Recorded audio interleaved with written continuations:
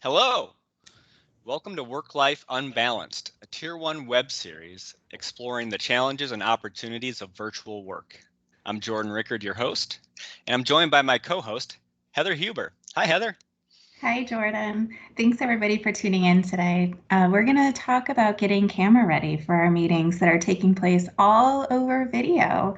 So with many of us working from home now, our meetings have all gone virtual. So our one-on-ones, our team calls, our presentations, and even our work happy hours have gone online.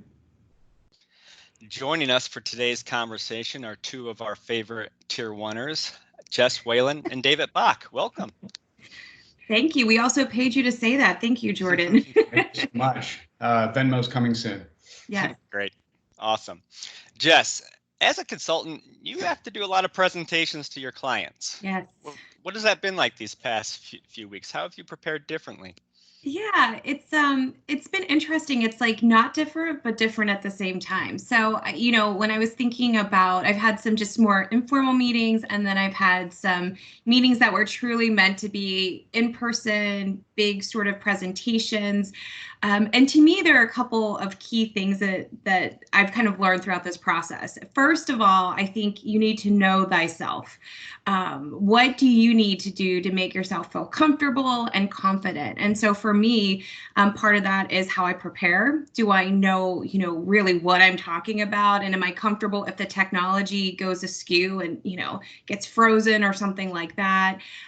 Being mindful of my environment. So, am I presenting what I want to be sharing out with our clients? And then also, maybe actually putting on pants that zip, so that the idea of having, that a little bit more formality or feeling a little bit more business professional versus, maybe more of a sweatshirt. And then the other thing I would say too is that it's still an opportunity, even in this virtual setting, to really make a mindful and meaningful connection. And so I think every meeting should have an agenda, but I also think that there's a lot of power, especially right now, and just starting off with, how are you? You can move to how's your business next, but really starting with how are you and having that human connection. So I think that those are some things that I've been thinking about. Also pausing, making sure I give people time to react when I'm sharing information, for both for myself and for whomever the audience is. And then the other really big thing that I think is really important right now is that when you're trying to manage technology, you're trying to look into a camera, you're trying to do a lot. First of all, you can't always see everybody's face, especially if you're presenting a PowerPoint. Usually the PowerPoint's up in front of you. And so having a partner on a call and having them be the eyes and ears and also a scribe, so that you're not also trying to jot down a bunch of notes. So those are some of the things that I've been doing to prepare. Yeah, no, there's all these new things that we have to think through as we're meeting over video now. Yeah. David, what do you do to make sure you're at your best on video? Well, I just learned a whole lot from Jess, number one. As we go more into virtual, I've actually been taking more care of some of the technical aspects of being on camera. First and foremost, as you can tell, I have a big window on my left here. I kind of worry about the lighting. So when everybody first started showing up on camera, even around Tier 1 and even our clients, for the first time, second time, and so on, you start to see lighting issues. And what I mean by that is people had a lot of lighting coming from behind them and not a lot of lighting from in front of them. So it gives you that sort of what am I looking for? Like the witness protection program kind of look. So that's one thing that we definitely want to avoid, especially when we're showing up with our clients. With our colleagues, we can get away with it to a certain extent, but how we show up in front of our clients is going to be a little bit more important. You also want to avoid things like only being lit from your screen from underneath, because it gives you that Nosferatu sort of classic Frankenstein look. As you can see today, I'm going for more of a chiaroscuro, the light and dark contrast, and I'm just ensuring that I have a lot of things, a lot of lights coming from a lot of different angles. Fortunately, I live in Pittsburgh, so a sunny day is kind of a hard thing to come by. So I'm just kind of soaking in the cloudy tones today.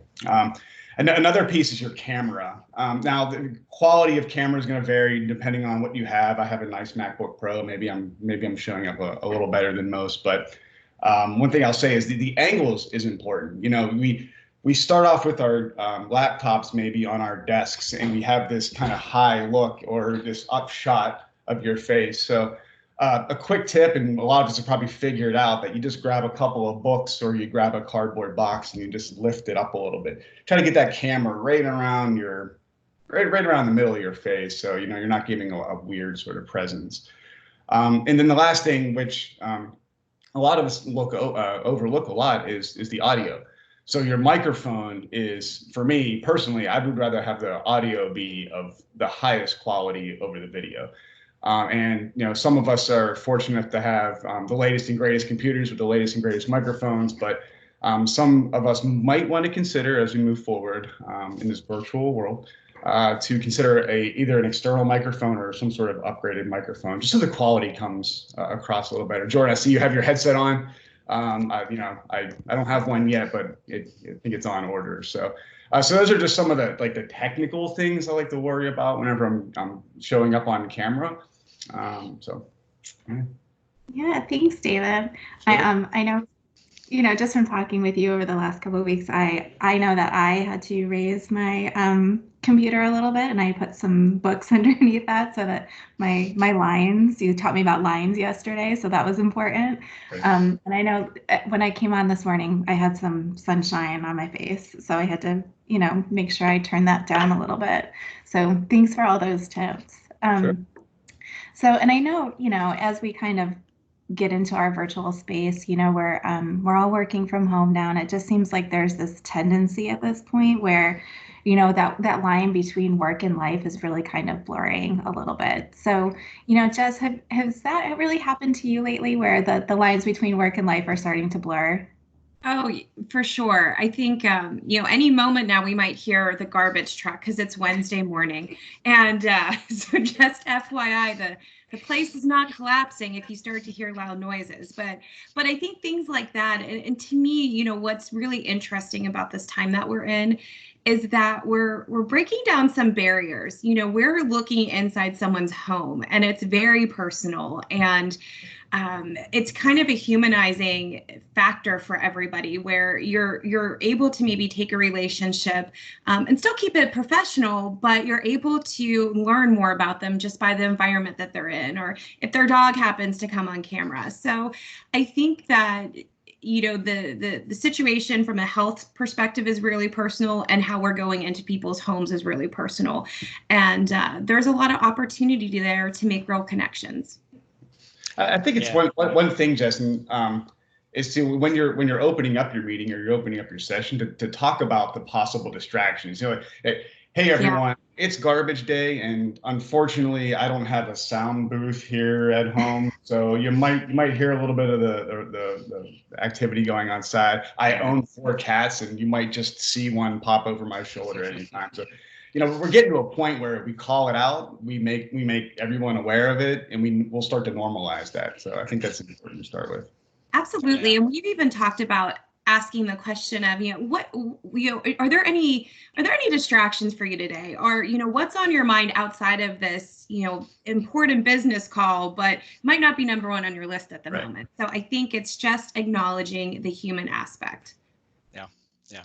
No, and it seems like we're in this neat moment of grace too, where we're extending, you know, grace to each other. We're acknowledging the difficulty, the challenge of this situation, and it creates, I think, a neat opportunity to learn how to do this better, to learn how to connect virtually. In our last episode, Victoria encouraged us to be professionally nosy. You know, that's let's take this window of opportunity and learn more about each other. You know, ask about the painting in your room, the dog barking in the background.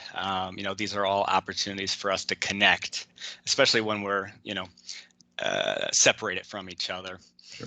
David, provide us with a final thought. What can we be thinking about this week?